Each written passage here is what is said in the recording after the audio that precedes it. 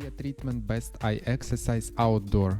First we relax our eyes and gently without tension look into the upper left corner for about 5 seconds and close our eyes or blink and wait until the eyes themselves return to the center and eye muscles relax for 3 to 5 seconds. How long we watch the same time we wait? Gently look to the lower right corner and wait until the eyes return to the center and relax. Feeling eye muscle relaxation is very important. Look into the upper right corner for about 5 seconds, close eyes and wait until eyes return to the center. Look into the lower left corner and wait until eyes return to the center. We relax our eyes and feel this relaxation of the eye muscles. On the street this exercise is more effective since the distance to the objects we look at is much further and the eyes look different.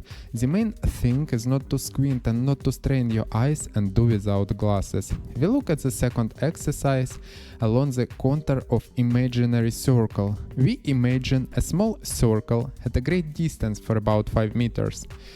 So it will be much more effective for myopia, and we do one rotation clockwise and counterclockwise to balance the work of the eye muscles.